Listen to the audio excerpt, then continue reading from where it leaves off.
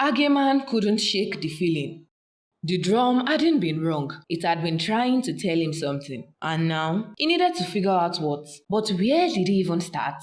At first, he tried to push it to the back of his mind. He went about his day, acted like the palace wasn't suddenly filled with people who either feared him or wanted him to disappear. Then, he started paying attention, really paying attention. And that's when he noticed something strange. The palace wasn't just tense because of the drum. There was something else, something deeper. It was in the way the elders muttered to each other when they thought no one was listening. It was in the way his mother, Queen Nana Abena, had been watching him lately, not with worry, but with calculation. The first time he caught her, she was at the royal courtyard, sipping palm wine as he practiced with his spear. He had expected the usual motherly concern, a light remark about being careful. Instead, she simply stared, her eyes cool and unreadable, as if she were measuring something or waiting for something to happen. Then there was Badu. His brother had always been a warrior first, a prince second. For as long as Ageman could remember, Badu had lived for the battlefield.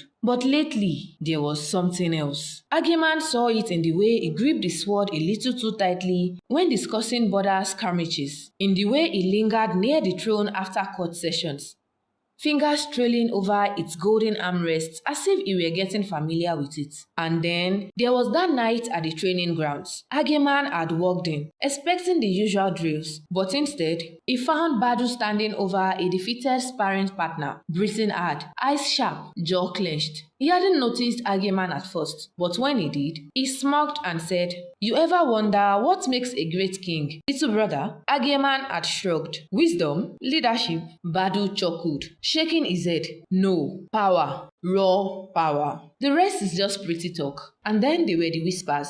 Ageman first overheard them in the palace corridors. Soft voices, nervous tones, his name, his father's name, and something else, a prophecy. The first time he tried to listen, the servants fell silent the moment they saw him, but later, he caught more fragments. The drum. It played too soon. If the throne must change hands, then the words sent a chill down his spine. At first, Ageman dismissed it. Prophecies were always floating around in royal circles. One elder or another was always predicting something. But then, late one night, Kwame burst into his chambers, eyes wide. "You need to see this." Now, when Kwame said something was urgent, it usually wasn't. The last time he had barged in like this, it was because he had found an old Ashanti love poem that, according to him, was so bad it had personally offended him. But this time, his face was serious. They slipped through palace corridors, Kwame leading him to a hidden section of the archive